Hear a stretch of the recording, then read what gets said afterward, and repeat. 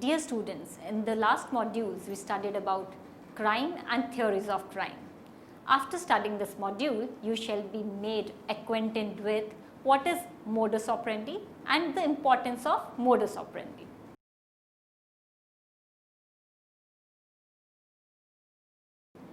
Let's start with the introduction to modus operandi. Modus operandi is a Latin phrase translated as method of operation. The term is used to describe one procedure of working, particularly in the context of criminal investigations. It is often abbreviated as MO. In general, modus operandi is the behavior indispensable for the effective commission of a crime. Douglas and Alshaker in 1998 defined modus operandi as what an offender has to do to accomplish a crime.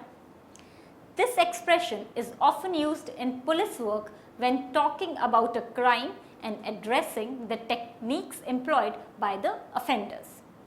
The use of this term is also made while profiling the criminals, where it can help in finding clues to the offender's psychology. It typically consists of probing the actions used by the individuals to accomplish the crime, prevent its detection and facilitate escape. An accused's modus operandi can help in his identification, apprehension or repression, and can also be used to determine connections between crimes.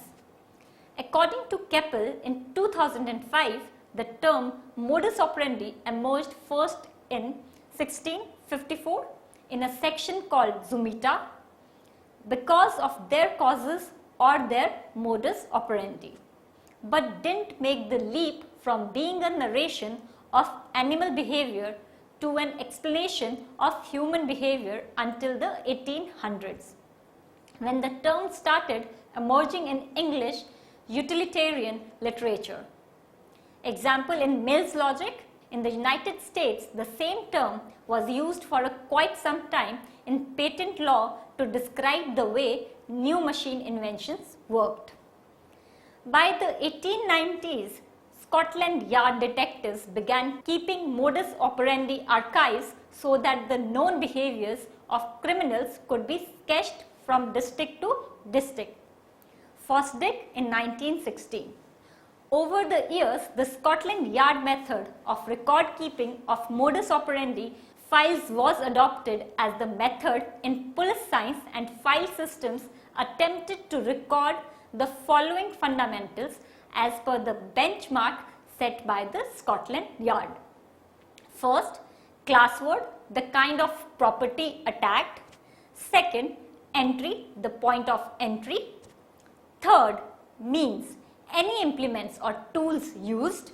Fourth, object, kind of property taken.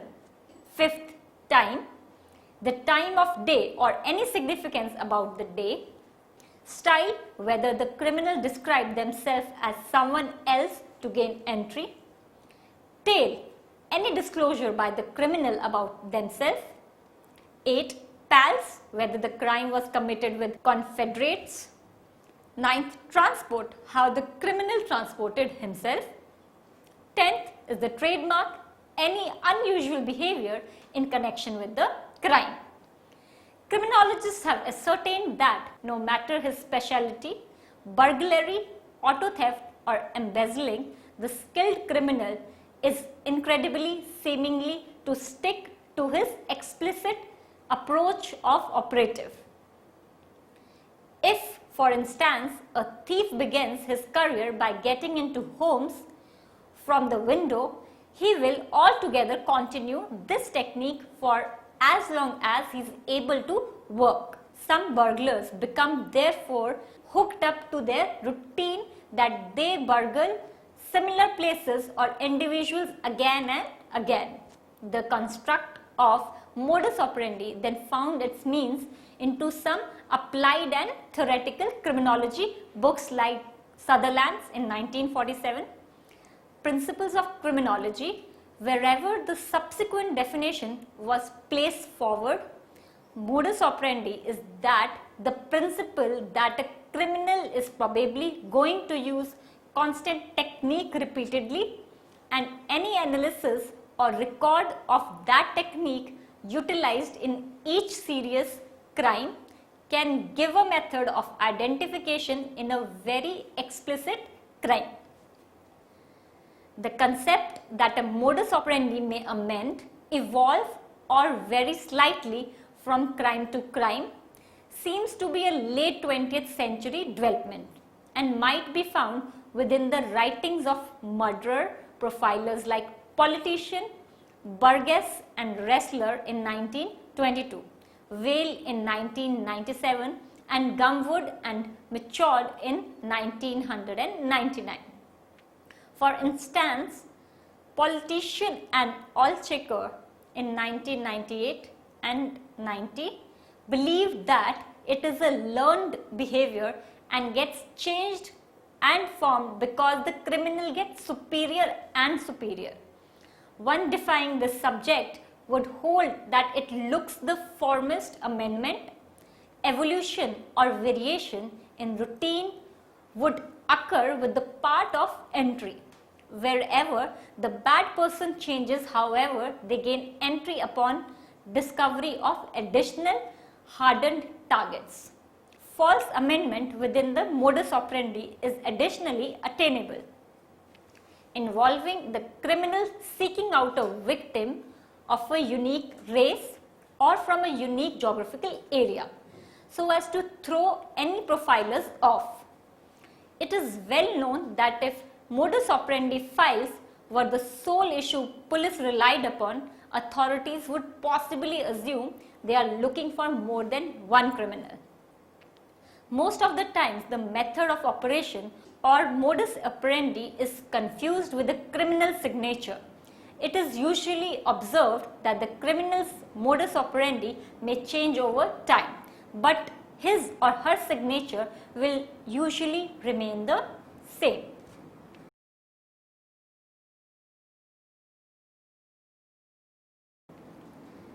Now we will discuss about the principle of modus operandi.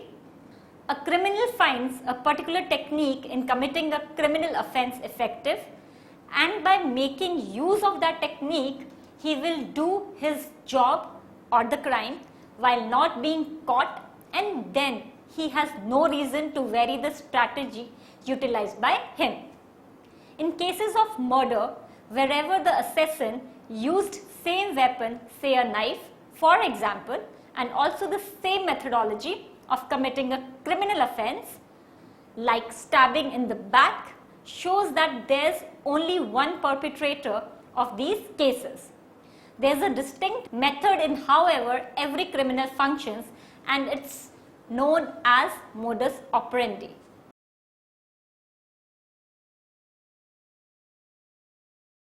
Now the elements of modus operandi. The criminal's modus operandi is comprised of learned behavior that can progress and develop over time. Modus operandi is dynamic and always changing with experience, therefore it becomes highly unlikely to find a connection between the cases using modus operandi. Modus operandi is not static and gets refined over time as an offender becomes more acknowledgeable, sophisticated and confident. It can also become less proficient and less dexterous over time, decompensating by the virtue of a warning mental state, etc. In either case, an offender's modus operandi behavior is functional in nature. It most often serves first protection of offender's identity, successful accomplishment of crime, facilitation of offender's escape. Now, how police uses modus operandi? Police can use the modus operandi information in apprehending the criminals and more so in obtaining the investigative leads.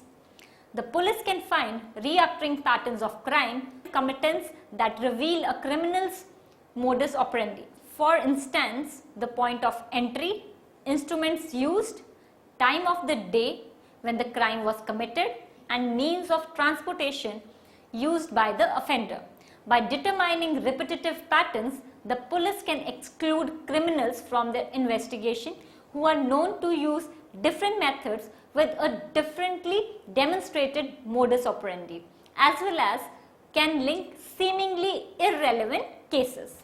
Now, what are the problems with the modus operandi system? According to criminal investigation specialists John E. Douglas and Stephen A. Douglas, former chief of the Inquiring Support Unit of the Federal Bureau of Investigation Academy, and Corin Moon, the procedure conjointly features variety of drawbacks for investigators, putting an extreme amount of implication thereon. As recommended by them, the procedure is dynamic, thus its changes reinforce the criminal's experiences. As an example, a beginner thief might use force to interrupt a glass, fearing the noise might alert somebody. He rushes to the property. The same person, however, having learned from his previous approach, can use quieter strategies to break in to make it seem like a distinct person's act. Imprisonment is additionally a reason to vary procedure because the previous methodology has proved unsuccessful. Modus operandi is often regarded equivalent to success of crime. The better the modus operandi, the more chances of success in the committance of crime. It depends on various factors like, first, victim location selection, means of attack, use of weapon, planning, means of transport, valuables taken, and the evidence left behind. Then signature is considered to be equal to needs and patterns of offender like wound patterns, sex acts, means of control, rituals, talk, second souvenirs taken, and evidences destroyed. The signature is usually referred to as a trademark or calling card and reflects a compulsion on the part of criminals to travel on the far side, simply committing the crime, to express themselves in how that reflects their temperament, not their whole personality in some psychological sense. However, one thing regarding the addictive, repetitive, or compulsion oriented, a part of their character. The core of a signature can never amend, said by Keppel in 2005, though it can worse over time. Example, grievance of the victim might increase from victim to victim.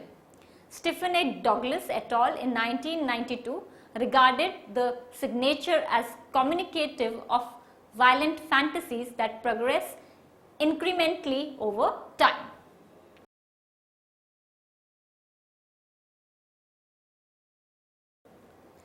Now, what is modus operandi and motive? The difference between the two. Modus operandi and motive are two distinct things. Let us first learn about motive. A criminal is compelled to commit a specific crime for a specific reason. That reason, be it cash, anger, revenge, power, or lust, is his motive. However, motive is a way lot sophisticated than simply providing a reason why a criminal commits a criminal offense. For example, even as each individual has their own signature that is proven on paper once they sign their name, similarly a criminal can have a motive with behaviors that are a signature to them alone. So while a murderer in New York may kill out of anger and another murderer in Atlanta does the same thing, they will do it differently with different appealing signature behaviors. Their motive will meet a requisite they have, say, an emotional or psychological want. But neither their motive nor the signature behavior should be puzzled with the technique they use to commit their criminality. This is because crime methods are known as modus operandi or MO. They have nothing to do with crime motive. Modus operandi, the method a criminal uses to commit a crime. If a criminal is inspired by greed to commit robbery, One of his signature behaviors while at the crime scene could include the slashing of any particular furniture item in the home. He might be annoyed at a parent spouse about the particular furniture item and an argument that resulted about it. So he may act out in retaliation at each of his robbery crime scenes by slashing that particular furniture item. This signature would just be a supplementary aspect of his original motive, a desire to gain money from stealing. Other burglars would probably not be doing this in the same city. So at each of this burglar's crime scene, he is leaving police an insight into his motivation. But none of this is his modus operandi or MO, since none of it is obligatory for the commission of the offense of burglary. In other words, he doesn't have to slash that furniture item in order to burglarize the homes. So anything a criminal doesn't have to do to commit his crime will not be considered part of his MO. Modus operandi pertains only to the method used to commit a crime. It does not have anything to do with the motive that derives the criminal or the signatures he might use during the crime, unless they overlap with his MO somehow. Example of modus operandi. The MO of a particular burglar could be that during the burglary he wears a utility repairman's outfit to lend credibility for why he is in the neighborhood. He would do this in case someone was to question him. This particular MO would help him to evade capture, since it would be assumed he was present for a legitimate reason. Thus, this criminal's motive would be money, his signature behavior would be slashing the furniture item, and his MO would be wearing the utility company uniform when committing the crime.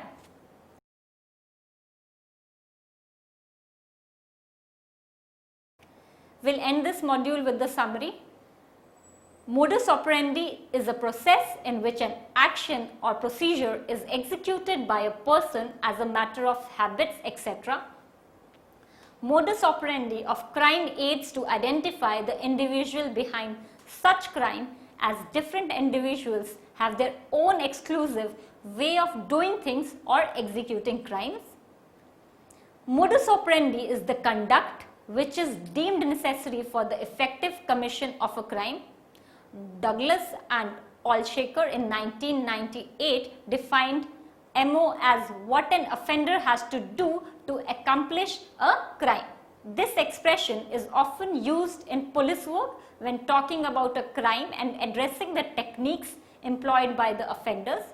The use of this term is also made while profiling the criminals, where it can help in finding clues to the offender's psychology. It typically consists of probing the actions used by the individuals to accomplish the crime, prevent its detection, and facilitate escape.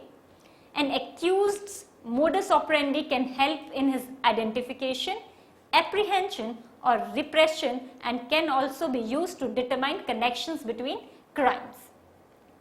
It is also used in criminal profiling, where it can help in finding clues to the offender's psychology. Police can use the modus operandi information in apprehending the criminals and more so in obtaining the investigative leads. The criminal's modus operandi is comprised of learned behavior that can progress and develop over time. Modus operandi or MO is dynamic and always changing with experience. Therefore, it becomes highly unlikely to find a connection between the cases using MO. Modus operandi is not static and gets refined over time as an offender becomes more knowledgeable, sophisticated, and confident. It can also become less proficient and less dexterous over time, decompensating by the virtue of a warning mental state, etc.